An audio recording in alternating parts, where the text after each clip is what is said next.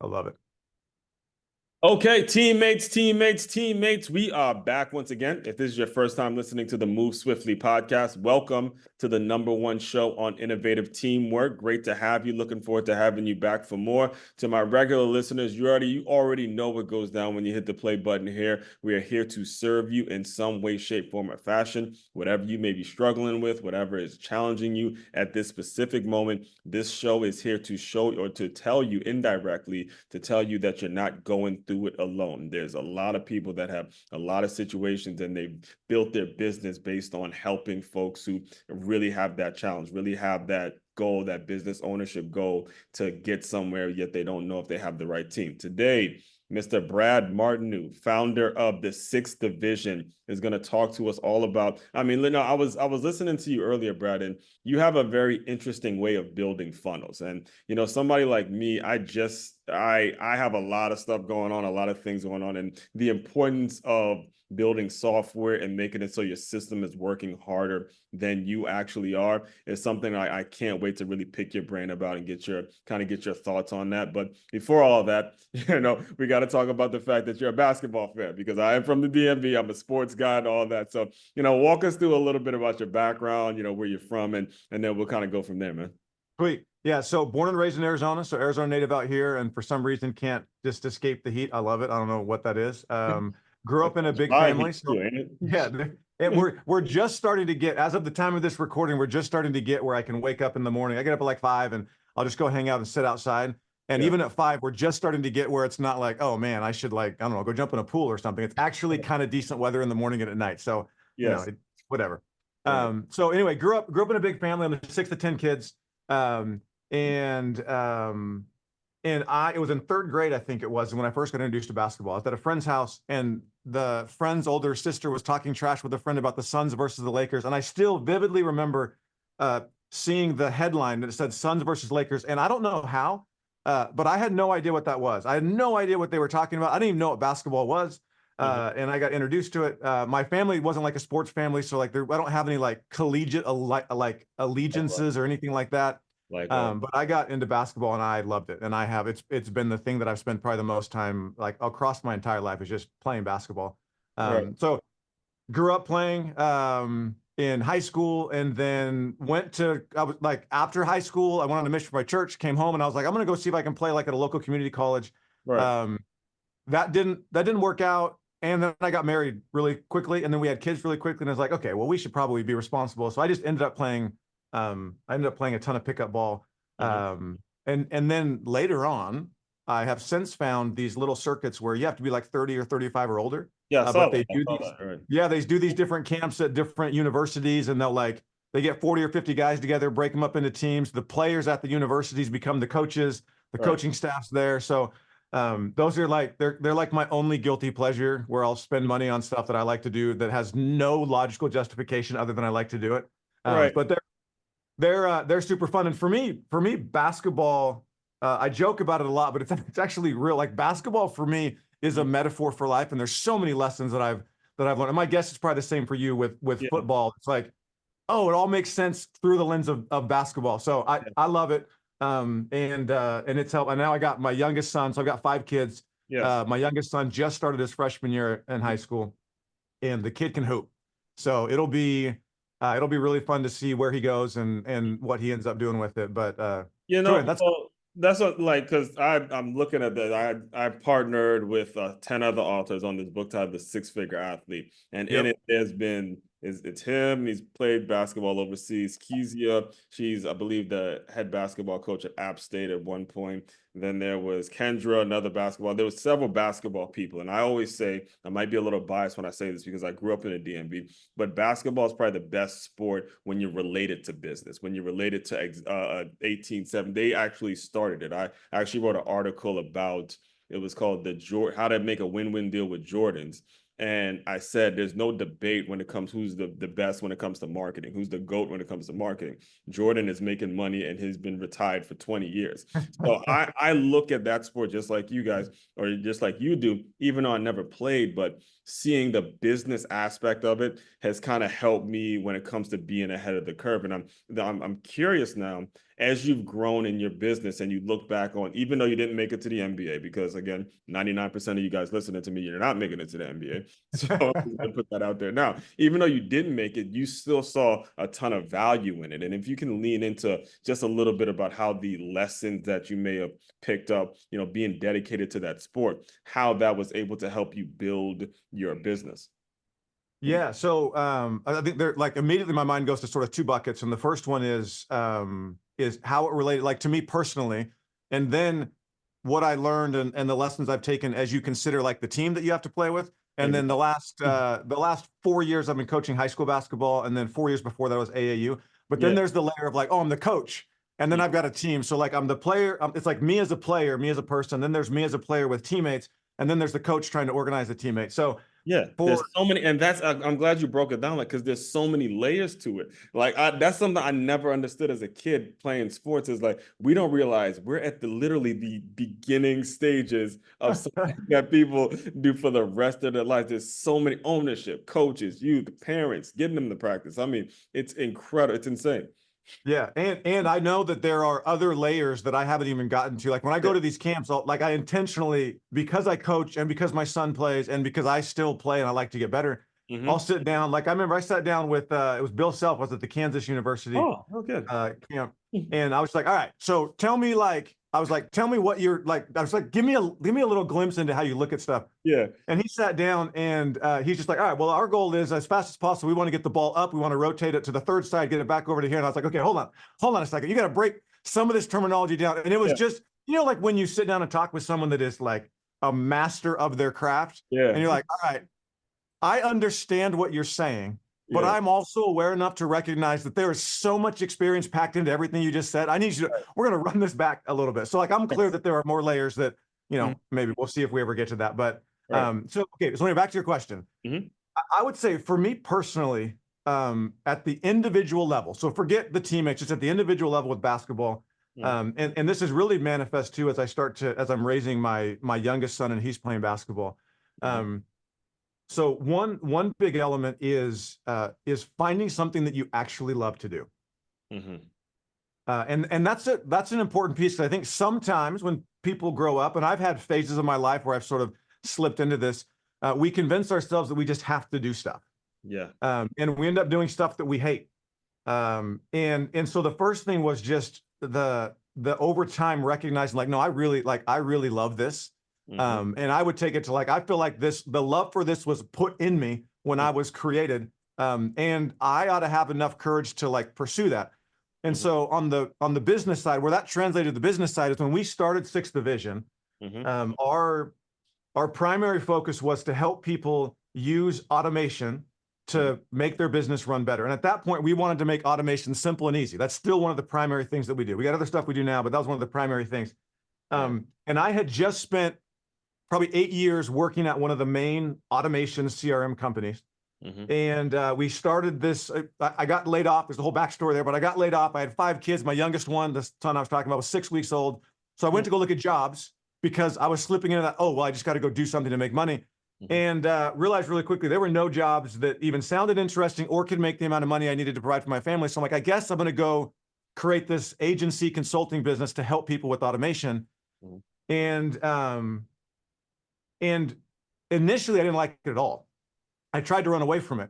And then I started to bring in some other people. We started to build this thing, and we built this 7-figure company in our first year, and then we grew it every year after that. But for the first 2 to 3 years of running this successful company, I didn't like it, and I was looking for reasons to leave it.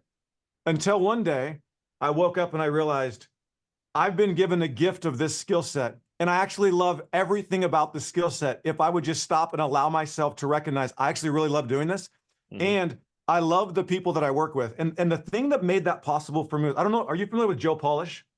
No. Joe Polish runs a podcast called I Love Marketing, kind of like a thought leader dude, really good guy. He has this acronym that he uses when you're going to create a business, and he's like, I only do ELF businesses, ELF, ELF businesses. They have to be easy, lucrative, and fun. Easy meaning it's something that I can just naturally do really well. Lucrative meaning I can make the amount of money that I need to make based on the time that I'm involving. And then fun, like I have fun doing it. And I spent all this time trying to like get out of my own business. And then I woke up one day and I realized, wait a minute, I'm really good at this. We can make money at this. And I love what I do. I love my clients. I love the people that I work with. And I actually have fun when I'm doing it. The only time I don't have fun is when I'm telling myself that I don't actually love it. So I think the very first thing, and that was like a correlation of, I realized early on, like, I love basketball. I played football for 1 year, my freshman year in high school. And then I was like, no, I love basketball. So I'm gonna go play basketball. So that process of really recognizing, like, there's a thing that I love, translated definitely into business. So that would be one big element.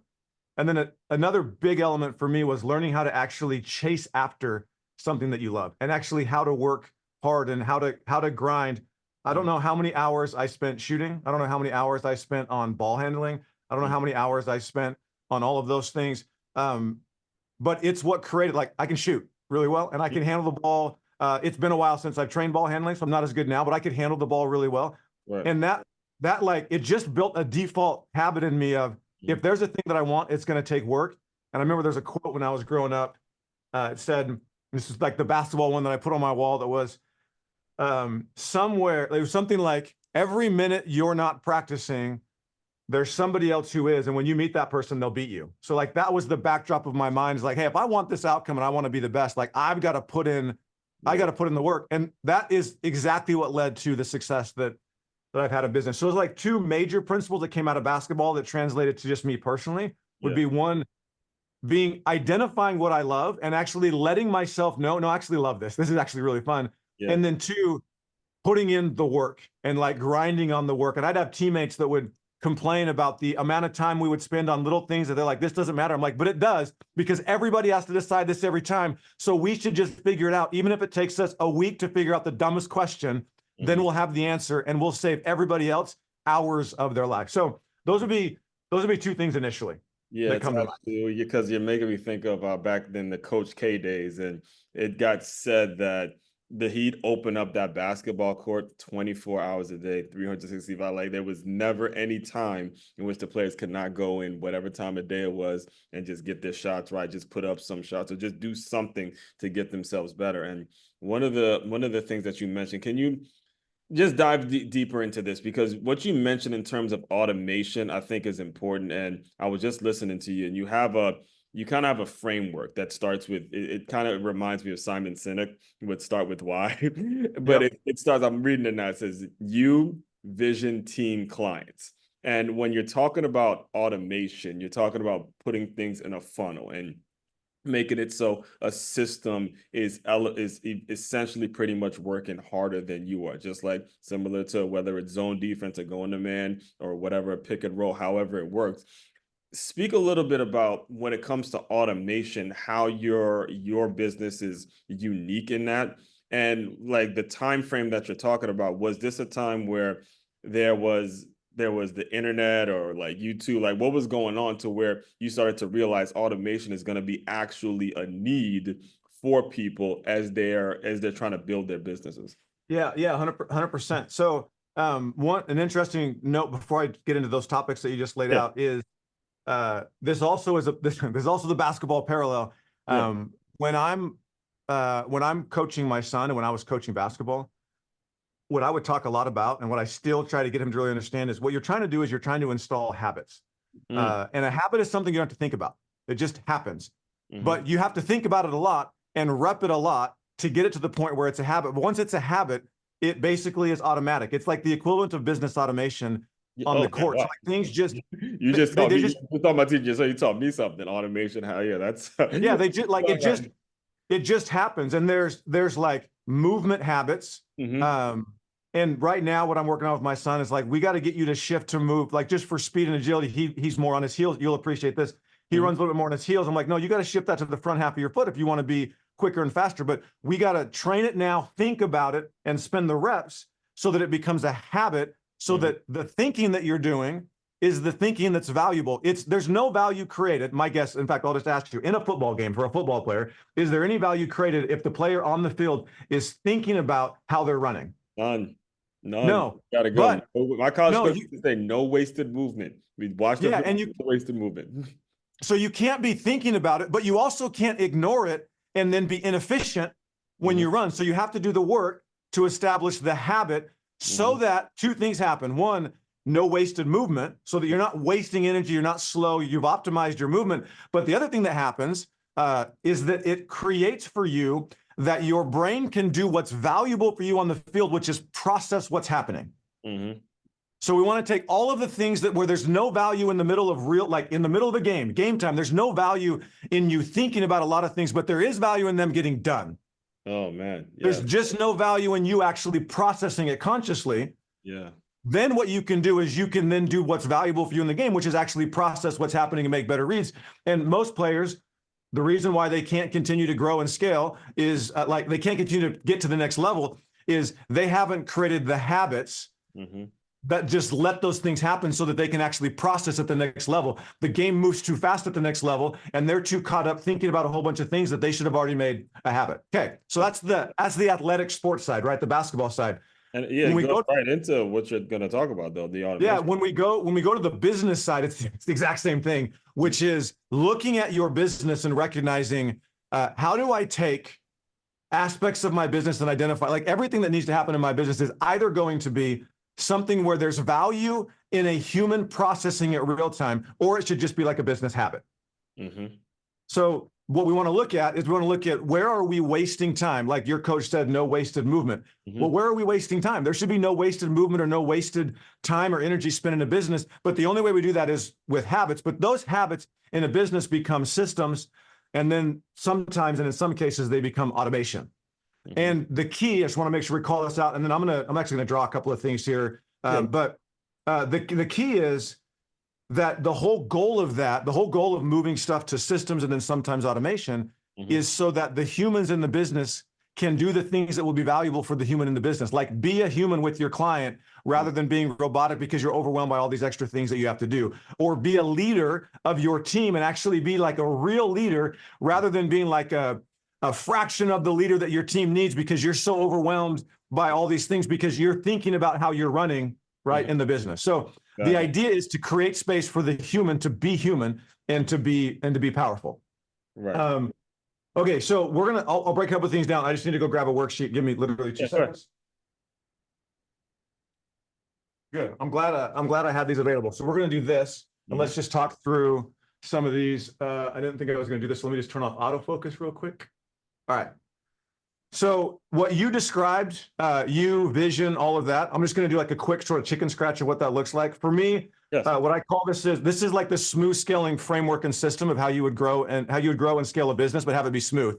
And there are some different layers. And then we'll talk about where the typical automation that we do fits into it. But I think this will be valuable for any entrepreneur to start to organize. If I come back here for dramatic effect. The key to creating systems. The key to creating systems and automation is first that you have an organized lens about how you think about the business.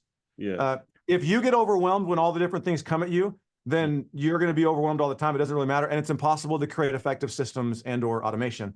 So the first thing we want to do is identify, I call them the Lego bags. Like, I don't know, you ever bought a Lego set? I haven't bought one, but I teach at a school. So okay. So if you buy a Lego set, say it's got 1,000 pieces and you open up the box and drop it out, what comes out are Lego bags, not Lego pieces. Like, could you imagine? No, I've seen that. Yeah, because especially the little ones, they'll come out, put them in bags. It's not going to be the big, but those little tiny ones, they'll put them in separate bags. Yeah. So if you imagine a 7-year-old buying 1,000-piece Lego set, or even a 12-year-old, and then 1,000 pieces drop on the ground, it's like, what the frick? They'll be like, "Hey, Dad, come put this together." I'm like, "I'm never buying one of these things again." Right.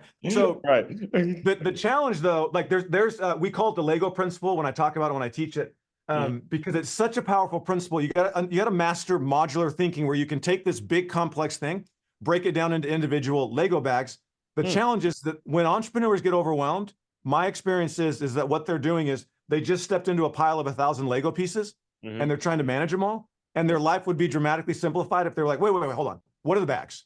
Let me actually organize the bags. And then I'm going to go focus on one bag at a time, which is a lot easier than trying to make sense of 1,000 different Lego pieces. So what you mentioned, what I'll roll through here are basically the Lego bags that I use to analyze businesses that I found to be the most successful. So I'll just do this. We'll roll through this just real quick.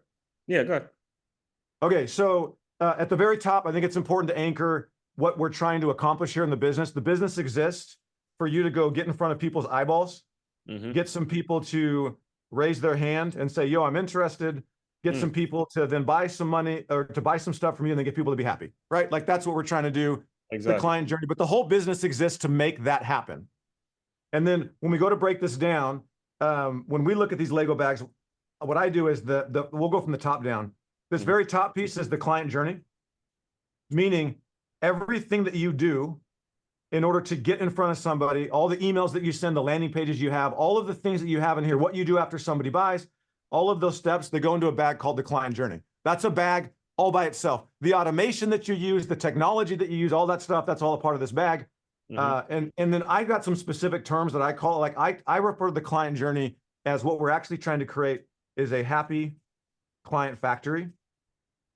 I want a thing that gets me the clients that I want, makes those clients happy, and then runs like a factory. So it's not just a client journey, it's not just funnels, it's not just automation, it's all of those combined so that I have a happy client factory. So that's one bag. And when we start, I just got to pause you there because go for it. This is too important for us to just brush over. Even though we're talking technology and utilizing the technology we have in front of us, it's still about the client. All right. I talk about there's a difference between a customer and a client. It's still about the actual individual person. So you don't get to duck and hide behind your computer screen, behind your phone. You have to go out, meet people, have that relationship, ask them what they want. They will tell you. If you genuinely care about the client, they're going to tell you, and then you're going to make that journey something that's going to be favorable for them. Not necessarily, I mean, you're going to, if you love what you do, obviously you're going to love it, but the priority should be the client's needs and wants. Yes, I love that you distinguish between clients and customers too. Yeah. Because customers buy things, clients are people that you want to have a relationship You with. buy stuff that you never hear from them again. Yeah, exactly. It's like, no, I don't want customers, I want clients. So right. I love that. And so in here, you're spot on. And here we have like, hey, here's the tech and the automation that we would use. We also have like the strategies that we're going to implement to capture leads and get them to convert. And then I also think that the experience that you deliver is really important. So like, these are all of the things that go into a happy client factory. And where a lot of people struggle is they refer to it as a journey. They refer to them as customers. They refer to it as funnels. They refer to it as automation, and they set that as their target. And when they set that as their target, they miss the actual objective, which is get clients, make them happy, and make that thing run like a machine. Yes. He said nothing about money there, folks. Nothing. He said, get the people, make them happy. That's it. All right. It's not, yeah, it's get, well, so it's get the people, make them happy, like make them love you, and then figure out the most efficient way to do that so that you can actually help more people. There's only, all right, this is the dramatic effect. There's only two ways that you can scale in your business. You either create more value for the people you currently serve, or you figure out a way to create value for more people. Yeah. So you're either going to create a system, your efficiency, your factory makes it so that you can create more value and then therefore make more money for the people that you serve. So it's not about getting more clients, it's about helping the clients more. Or you're going to create a factory that allows you to serve more people. Yeah. But that is your job. Like, you have been given, my opinion, not to like preach at anybody, but you've been given a gift of being able to do what you do and a passion for what you do. You have a responsibility to then figure out the way to share that with the most people, or share it the most with the people that you share. I heard a quote recently that I love. I'm not trying to make any sort of religious or spiritual anything, but I love this quote. It said, your potential is God's gift to you, and what you do with it is your gift back to him. Yeah. So make God mean whatever it means for you, but your potential and your passion and your skills are a gift that's been given to you. And the extent to which you make this thing be a machine that you can use it to impact other people in a greater fashion is your gift back to the source of your skills and your gift and your passion. I love that approach. 1000%, 1000%, yes. Okay. All right, we'll go through the rest of these real quick. So client journey is a bag. Now, I also want to just add real quick, the reason why I have these laid out like this is I think of this like I'm building a brick wall. So when we're done, what you'll see is this layer down here is the foundation on which everything sits. And if this is a weak layer, the whole thing will crumble. Yeah. And then this next layer is the next layer up. And if any of these crumble under here, the whole thing falls apart. So we're starting at the top, but when we're done, we're going to look at it like we're building a wall. So client journey is one. The next one you have is the team. I don't know. I feel like maybe you do something. You probably talk about this once in a while with people, right? Yes. Teamwork, teammates. This is my life. Yeah. Yep. So in here, the things that I like to talk about, like that go into this Lego bag, or any conversations you have around like the culture you're trying to define. Right. It's your hiring process. and whether you've made that thing be a machine so you can be a powerful hirer, or whether you're like still nervous and scared every time and you Google search the dumb questions that they tell you should ask, even though you don't know what you're going to do with the answer. And then this is like leadership and management that lives in here from a standpoint of like, what are the operational things in your business? But this is all about the people in your business. Now, what I call this, because team, I think there's a better term for it than just team. What we say we're trying to install is an A player factory. Everybody talks about wanting A players. I don't think you buy them at a flea market. I think you create them. And your job is to build a business that creates and then maintains A players. Yeah. So there's a whole bunch of stuff that we could talk about in here around that, but this just has to do with the people that you let in. Have you defined the culture so that people know if they even should be working for you? Do you have a process that vets people the right way so that by the time you go to hire them, you already know for sure that they're the right fit? And then leadership is, and then do you have a system to maintain that they're A players and to continue to increase and grow? Like factories are constantly innovating to make the things that the factory produces better. So A player factory would be like the next Lego bag. Yes. All right. I think if I turn the mic back over to you, you might be able to monologue for a long time about that one. That's I mean, as you're talking too, because you said A player, I'm a Michigan football fan, and I had to go through the tough defeat, but it was nice to see Coach Harbaugh win his first game with the Chargers. And I'm going back to his first draft pick, and he picked, I think it was Joe Vitt, or it was the offensive lineman from Notre Dame. And he knew the question was going to come up. Hey, how come you didn't get a quote unquote playmaker, like a wideout or running back? He goes, look, we consider offensive linemen playmakers too.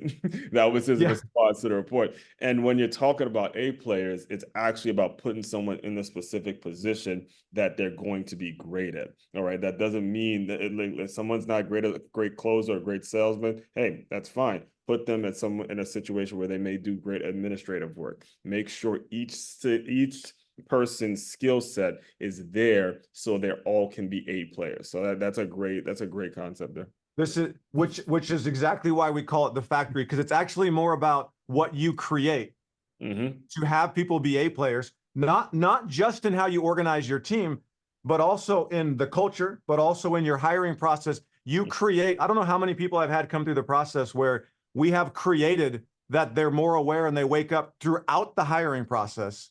So there's just a really interesting thing. A lot of times, if we're not careful as entrepreneurs, we can start to complain or whine about the fact that we don't have A players or they're too hard to find. It's like, that's not how the game works. You create the system that creates the A players. And what you just described, which I love, is put people in the position where they can be an A player and then create that position and support them so that they continue to grow as an A player. So I love that. Okay. A couple other backs here. Underneath this one, the other one we have, this is like your operational cadence or your rhythm. So this just has to do with people. It doesn't have to do with how people get work done.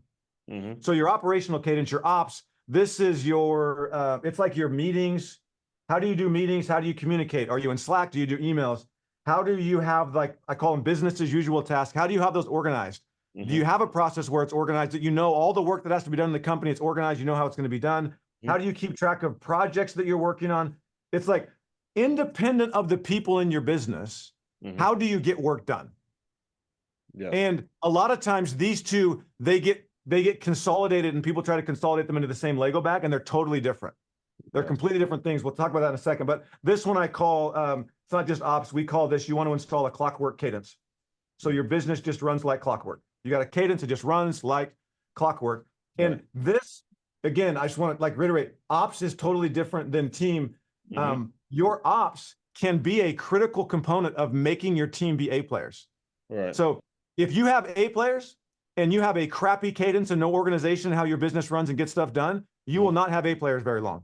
I gotta make sure I ask you a question on this one, because when you're talking about meetings, there's a lot of, I come from it's fitness, even actually when I coached high school football too, there were a lot of meetings, even actually now that I'm thinking about it, college, there's a lot of college coaches who waste a lot of time on X's and O's, and you have meetings over this game strategy. There's a lot of wasted time when it comes to the meetings. How do you advise clients to make sure that meetings are running as efficiently as possible so that they can actually get to the revenue generating things, the things that are going to actually make their business better?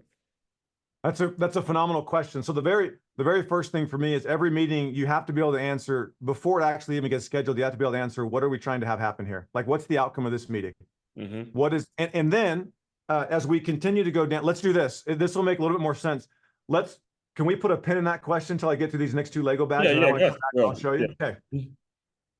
All right. So we have how we get work done. And what I wanted to just be clear on is, you can have great people, a crappy way of doing work. These people will leave, or they will start to become slackers, and you will have created it. Right. You can also have by external standards, people that other ones would be like, oh, well, they're not A players. A player does not mean that they're this phenomenal person that is worth a ton of money or whatever. It means that they can produce the outcomes well in the role that you put them in.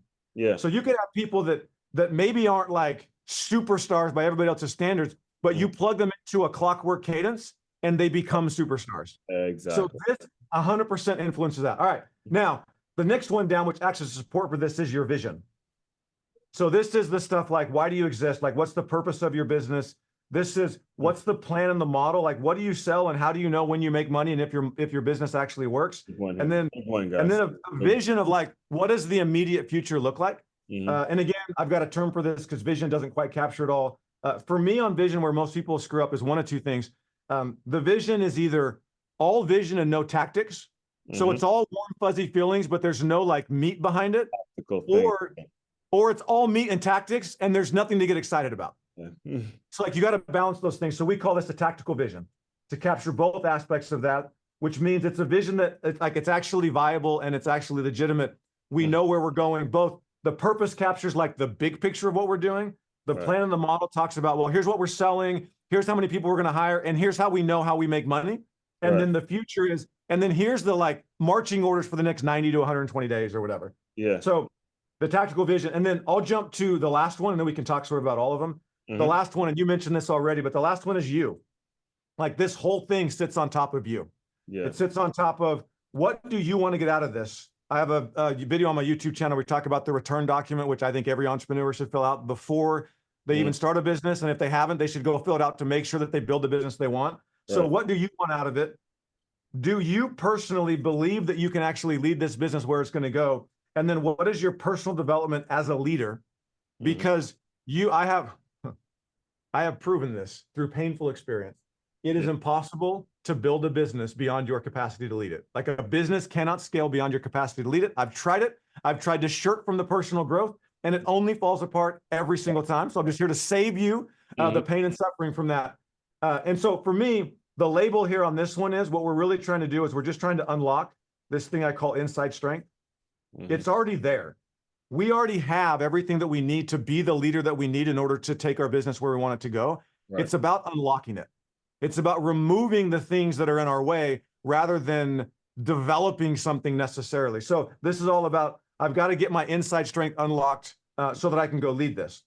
So those are, when I look at a business, any business that I would ever look at, if I were to come in and consult and be like, hey, help us with this, what I'd be looking at is, cool, we're going to go analyze all of these, and I'm going to start at the bottom, and I'm going to start to pay attention. We're going to analyze all of these to figure out where the weak link is. There was an analogy by, I'm sure you're familiar with Alex Hormozy. He's kind of all over the place these days. He gave an analogy where he talked about, it's like every business has a, what was the term that he used? Every business has not a chokehold, a constraint. And they have like one constraint that is the major primary constraint they should work on.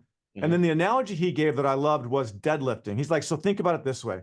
If you're deadlifting, and for those that don't know what deadlifting is, I'm assuming most of the people probably do. There's a bar on the ground. I bend over with proper form, and I pick it up. Yeah, like I pick it up. We're not even going into clean and jerk, just like a deadlift, right? So there are different muscles that contribute to that. Like my back's involved, my arms and my grip strength are involved, and my legs are involved. And he's like, look, if your legs and your back can deadlift, have the capacity to deadlift 750 pounds or 500 pounds, it doesn't even matter what it is, but your grip strength can only hold 250, your grip strength is your constraint. So you don't need to worry about doing legs and back stuff to boost your deadlift. You need to figure out your grip strength. Now, if your grip strength could hold 500 pounds, but your legs and your back or whatever can only do 250, then you got to work on your legs and you got to work on your back. So that same analogy applied here is, I look at these, and these are the 5 major components that make up any business ever. Yes. And then what I'm going to go through is I'm going to go through and say, okay, well, if you're not growing or if things aren't running the way that you want, all we got to do is figure out what the constraint is, figure out the biggest constraint, knock that down, then we go to the next one. Right. So when we come in, it's like, well, are you hiding and running away from your business because you're not trying to grow, or you're not willing to grow and be a leader because you're afraid? Then we should start with that, because nothing else that we do will matter if that continues. If you're not crystal clear on what you want this business to return back to you, then we can't make decisions up here about the businesses, how the business is going to run. So that's the place I start. Make sure that's locked in and loaded. Then we go to vision. A lot of people be like, oh, a lot of people think that it's always up here. I don't get enough leads, or I'm not converting enough, or not whatever. A lot of times when I talk to people, it's like, well, let's go look at your vision. Let's look at the plan that you put together about what you're going to sell. It's like, well, this is not even realistic. You're like, if you actually chart the job descriptions for the people that you're going to hire, you're asking them to do 3 full-time jobs for the pay of like a part-time person. Right. This is not going to last. Your vision is off. So we could go do a bunch of stuff up here, but you're constantly going to be swimming in chaos because you're sitting on top of a foundation that's not strong enough. Right. Then we go up to like, hey, we're not delivering the way that we want, or whatever, or my team, whatever. It's like, well, you're operational, like you are leaking energy. Like we're talking about wasted movement. Like you're wasting so much time in your operations. That's why stuff doesn't move. And so we go bottom up and just say, well, check, we got to make sure that's in place, make sure that's in place. And then ultimately, if all of these are organized, what it should end up leaving you to do as your team is figure out and spend all your creative energy on, how do I build a better happy client factory? Right. The thing about it, and first of all, it's actually a very fascinating model because it's very easy to understand. One of my favorite books is Outliers by Malcolm Gladwell. Yep. And he talks a lot about just the success. He doesn't dismiss hard work, but he talks a lot about how your luck and the certain unique circumstances put you in a position to where you can be successful, right? And the one thing I want to make sure we make clear to the listeners is, as simple as you've made it, it's not an easy process. You just mentioned you have 5 kids and you had to figure out how you were going to make this work. And there was actually a situation too where I was listening to you before we were recording, where I guess you wrote a letter to yourself where you asked yourself how committed you are, how, can you be a great husband? Can you be a great father and all that? And you were able to build the business from that. So can you speak on a little bit about how you're able to balance the two, and how you're able to, because there's a lot of guys out there that may get tripped up in, running a business because, okay, I got to put food on the table for my family. So I just got to take this job. I got to eat it. I'm getting the salary. I'm not going to take that risk. So, speak on that balance a little bit. Yeah. So balance is an interesting thing. It's just an interesting concept when you talk about it, because if you don't go deeper than surface level, balance feels like I wake up and at like 9 o'clock I clock in and I do whatever work and I can create amazing results. And at 5 o'clock I just get to check out and never think about it again. And then I just go home and there's like birds chirping in the background and like that's the shit we're like sold in the movies, in college. Yeah. That's what we're sold. Like I can understand why people are kind of kids are drawn to that lifestyle, but it's just not the reality. It's not real life. That's, fairy tales. Yeah, and the interesting thing, so I've been doing a little bit of studying. I've just been paying attention and talking to older generations a little bit. And I have this theory, if you look at like generations, like as a generation over time, right? Like our generation, we live better than anybody's ever lived. Even if we're not making very good money, like you're still in a house, by the way, like with AC and water. And I don't mean to diminish at all people that are living, in poverty or whatever, but generally speaking, we have grown up, I think, with an expectation that like I deserve this level of comfort. If I go back and I look at my dad's generation, and I've had conversations with him, I go back and look at my dad's generation, which, by the way, I think a lot of that is what leads to a lot of anxiety. I think there's a quote I love. It says, "Anxiety lives in the space between alternatives," which is when we haven't decided. And I think there's an element where anxiety comes into play because we have this vision of this ease of life that ought to just happen. And then we start to get a sense that it's actually going to take some work, but we don't want to do the work because we have an expectation that it was just going to be given to us, that we just sort of adopted. Like the habits, yeah. It goes back to the habits. Yeah, it just kind of happened. It's not like anybody was maliciously trying to teach it or whatever. It's just the thing that happened. And there's a breakthrough point. Like I've had to do a lot of work with my kids on this to be like, listen, That is not the case. We do make things comfortable because we want to have a nice place to live. And it's because we're going to work our butt off. All right. Like there's a ton of work that goes into making that happen. Yeah. So there's that generation. Then we go back to like our parents' generation who were raised by people that went through the Great Depression.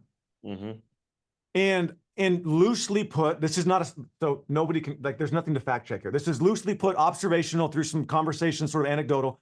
Yeah. But that generation was raised through the lens of parents where like this idea of just comfort, I expect to get it. That was not there. Wasn't there. So when I talk to them, what I hear is there was a lot less anxiety. There's obviously like you're human, so you have doubts or whatever, but there was a lot less anxiety. And I think a lot of it is contributed to the fact that there was no other option other than to just wake up and go to work. And then if you go back another generation, and if you keep going back, like think of the person that grew up in the medieval times. They had no false expectations about how easy life was going to be.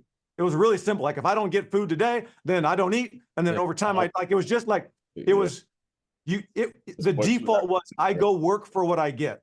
So, okay, anyway, so back to your question about how to balance this. No, it's part of the answer. So I mean, So looping that back into the end of the question, I think the first thing to recognize and acknowledge with balance is what it actually looks like, and it's totally okay. Like for me, what it actually looks like is I get up in the morning. So this is what my current schedule looks like. I get up right now. I'm getting up at 5.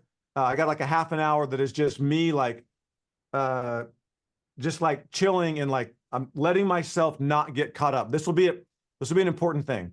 So, okay, I'm going to call out what it is for me. And again, I don't want to I'm not trying to push any of my beliefs, but for me, I got a half an hour where it's like, I get to sit with God. Yeah. So I just sit, some people would call it meditation or whatever, but you're on the right show for that, man. I am God. I made the decision. Look, I go into church every single Sunday, and you know, I have been doing it for the past month now. And when it comes to giving all your stuff to God, there's a peace and a calmness that comes over you. So yes. So I'm not telling anyone that's listening, you can choose to believe what you believe. The point, and that's not like in no way dismissive or whatever. I'm just telling you the label that I put on it. Yeah. And it's got in my first half an hour, and this is critical to the idea of balance. My first half an hour is to slow down my internal engine. Because my internal engine gets sped up. And I I'm a grinder. I go. I'll lose sight of everything that's happening. And you can't have balance that way. So the very first thing for me is I wake up, I'm like, all right, breathe. Yeah. And then I have like an hour where I'm doing some creating, I'm writing emails or I'm creating some content. Then I go work out. Then I come into the office. So I'm in the office by 8, but here's the point. Like I want you to look at that. There's like, when I work out and then I eat. And so like I see my family in there, but if you look at that, there's an hour of my first 2.5 hours at home where I'm doing work. So I don't know, maybe that's balanced, maybe it's not balanced. And then I'm in the office roughly from 8 until, let's call it anywhere from 1 to 3 to 5, depending on the day. And then when I go home, I got some stuff that I'm doing, but then like last night I'm planning out models for our business. Like it just kind of seeps through. So the idea of balance where it's just contained, I don't know that that's practical. And if you try to chase after that and it's like pure form, it's like, that's not really it. So I like to live by a thing I call the 85% rule, which is when I design what I want, if that can happen about 85% of the time, then I'm freaking killing it. Yeah. So what I look at doing, and I've got, like, we could probably put this in the show notes. I've got a video where I talk about the return document, which is the return document for me answers the question, what does balance look like? Yeah. And there's 3 currencies that we have: time, energy, and money. And I list them in that order on purpose. And so the first thing I have to decide when I go to do this is, okay, how much time in this phase of my business, how much time am I willing to give to my business, and how much time is my own? And I'm going to declare it, and I'm going to tell myself why. So that would look like I'll work Monday through Friday. I'll work 5 days a week, and I'll do 8 hours a day, or I'll do 10 hours a day. You can do 3 days a week. It doesn't matter what it is. You just decide what you want it to be. And then you write it down, and you get really clear. And then you tell yourself why.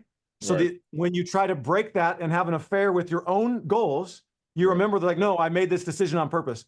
Then you do energy, which is what kind of role do you want to have? Then you do money. And I talk about that in the video. So we can send that. It's a longer one to go through, but you define that. That answers the question of what balance is. And you actually run it through a practical lens. that applies to what your life situation is. So for example, when I first went through this exercise, I was like, I was being influenced by everyone that talks about how to design your ideal life. It was like, I'm going to do 2 week-long trips with my family a year. This is like right in the middle of raising my 5 kids. I'm going to do a week-long trip with my wife on the other quarters. We're going to do these other small, like I had all this stuff planned. And I was like, wait a minute. My 2 oldest daughters are in competitive dance. We literally have 1 week out of the entire year that we have nothing going on. Right. And so there was no practicality to it. So one of the places where people fall about and thinking about balance is they run to like this irrational thing. So for me, the lens I take is, what would it need to look like so that I could just settle into this for the next 40 years? Yeah. Like, how do I design a game that I could theoretically play forever? Now, I'm not committing that I'm going to play that game forever and that I'm never going to make it any better. Eventually, what I want to get to with my businesses, and I've just got some stuff I'm putting into place, but I want to get to where I'm in the office at 8 and I'm done at noon and I've got some time off. And then I'm going to go coach basketball in the afternoon. It'll be from like 2 until 5 or 6 or 7 at night. Yeah. So like I see evolutions of how this thing will change over time. But when I start, it's like, but you know what? Like if I hit some struggles or whatever, and if I had to go 8 until 3 for the next 20 years doing the stuff that I love, like great, that works for me. Yeah. What doesn't work for me is that I work from 5 until 10 at night. Right. Right. Like that doesn't work for me in the long term. So and I take the approach of, though, it's going so much back to the model that you just showed us too. When it starts with you and, you know, making sure everything is being used efficiently. So you may get there 8 to noon, but it's on point. I'm not getting distracted. I'm not going to be scrolling social media. I'm not going to be, this is going to be, unless of course you're posting stuff, but this is going to be work related stuff and we're not going to be distracted. And your work, like one of my, actually a good book to read out is the 4-Hour Work Week by Tim Ferriss. And he would be talking about these things over and over and over again. Your system, once your systems are in place, these things can happen for you. Yeah. And it all starts with a vision of, well, what do you want? I say this a lot too.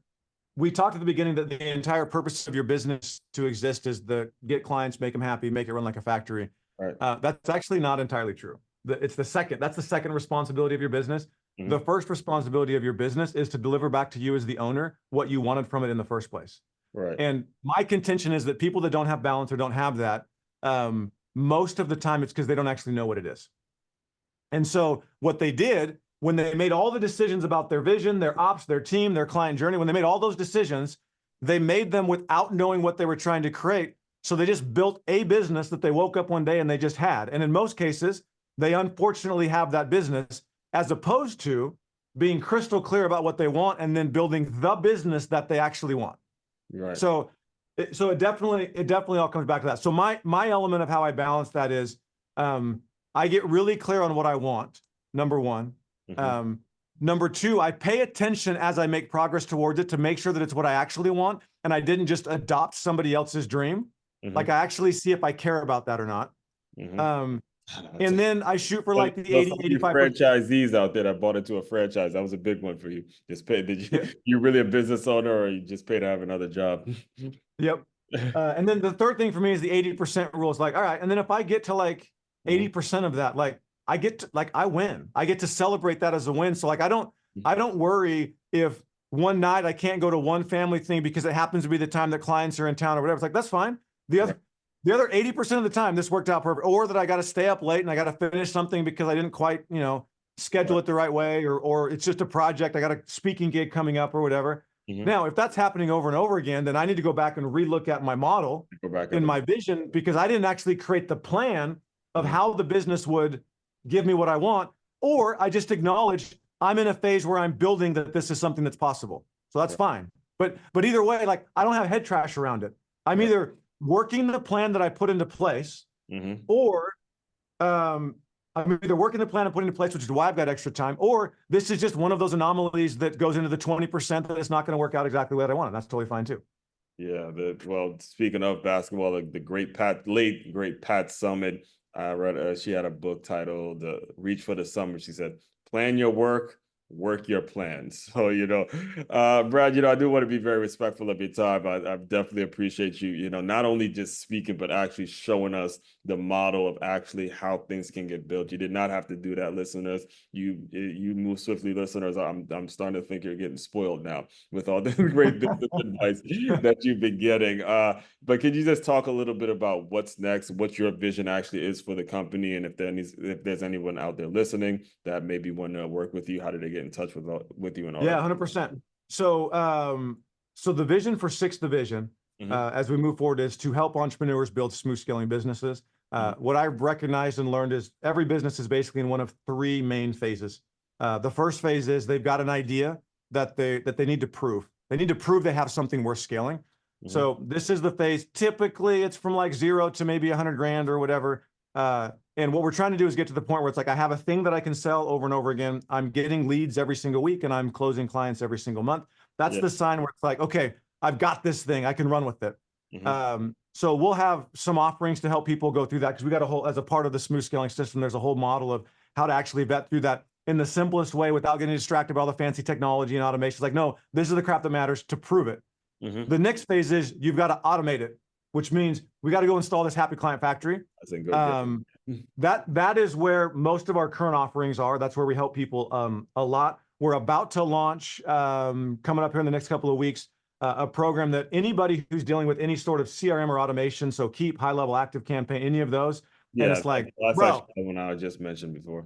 Yeah, so it's like, this is like I can see that there's real potential, but this is like all over the place. We're gonna have a program that, in my opinion, if you use any of those, it should be required attendance to go through this program to understand how to think about it and plan it. So that'll be coming out soon. That's perfect for me. Actually, I might have to. Yeah. We got to chop it up about that for sure. So in a couple of weeks that will launch, and then the third phase is, okay, I've got my happy client factory in place. I've got it built and dialed in, like it's humming. I've got my systems about how I build it in place.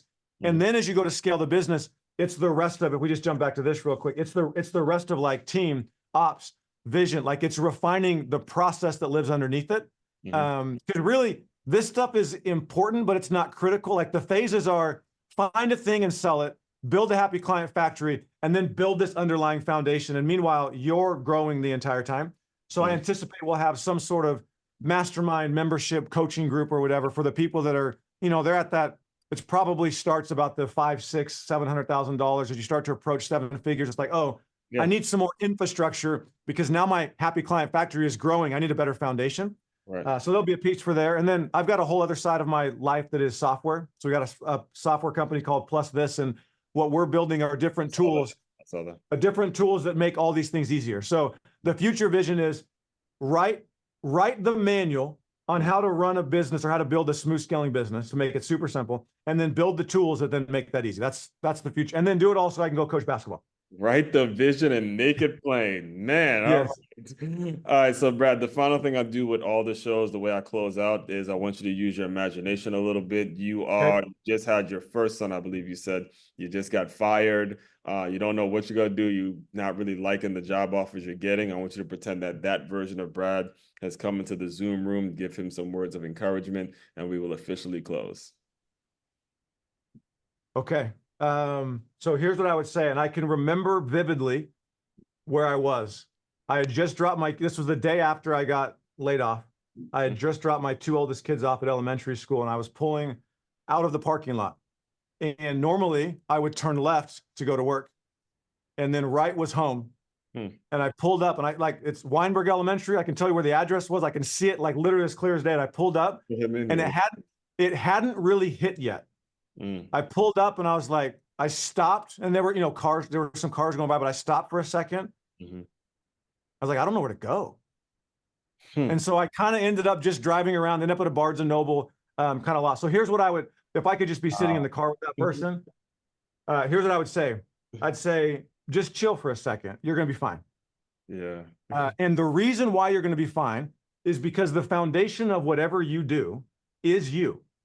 And you have the capacity locked up inside you to become whatever version you need to become to create whatever outcome you want. Now, my advice to you is don't fight the growth process. Don't give in to fear Fear is just a sign that there's something that you need to learn. And Right. you either run away from it or you use it as like, oh, I guess I'll go figure out how to deal with that. So Mhm. my biggest piece of advice would be like, just anytime fear comes up, write it up on the wall. And then to the right of it, be like, what's the lesson for me to learn? And then how do I grow past this? Mhm. Because the opportunity for what you want is just on the other side of whatever thing you're afraid of. And then business, by the way, so if I'm talking to me in that specific situation, because I had worked at a company with entrepreneurs, but I didn't understand what it meant to be an entrepreneur yet. Yeah. So I'd say the first thing I'd talk about is you'll be fine. Follow that model. Mhm. The second thing that I would then talk about is business is really simple. Mhm. Find a group of people that you like to work with, that you like to serve. Figure out a thing that they need help with. And if I was talking to him, I'd be like, and by the way, you like entrepreneurs and they all suck at automation and you're really good at it. So find a thing that they're not good at that Yeah. you're really good at, and Yeah. then just go ask them how they want to pay for it and ask them what they want it to be, and Yeah. then go deliver that and then never stop making it better. Never stop making it Like that's it. Like it's not that hard of an equation. That's it. And yeah, I'm glad you just mentioned it not being that hard because, when you're going through that, and if you are going, the reason I close out with that question is if you are currently going through that, just simplify it. Love how you said just sit there, really take it all in and listen to what your personal thoughts are. Because if you get too distracted with what the world wants of you, you will start to feel overwhelmed. Even in that moment, even in that car, you could start feeling overwhelmed and start making decisions that will make things worse. And I'll close it out with the sports analogy. You never want one loss to become two losses. You never want that to happen. My coach always told me, don't make the second mistake. Don't make the second mistake. I'm gonna clean up my language just a little bit. Yeah, go ahead. It's not that complicated. Mm-hmm. It is hard, but don't conflate the two. If Yeah. you're afraid of hard, it's because you grew up in our current generation. You think everything should be easy. No, hard is not a problem. Right. Complicated will actually deter you. So it's not that complicated. Right. Go to the basics. Anytime it starts to feel overwhelming, go back to the basics and then just do the hard work that you're avoiding by trying to like find some other way. So it's not complicated, but it is hard, but hard's not a problem. Right. That's easy. You can handle that stuff. Exactly. It won't. Well, if you are truly doing what you love, then it won't feel like it. So, I mean, obviously, there are things that are gonna be hard about it, but if you're really doing what you love, you're gonna have the fortitude to keep going. So, 100%. Appreciate you coming on. I personally am excited because I connected with you and then looking forward to seeing what you got going on, man, in the future. So, all Awesome. that Thanks for being having me. said, fellow teammates, continue to move swiftly. We will talk more soon.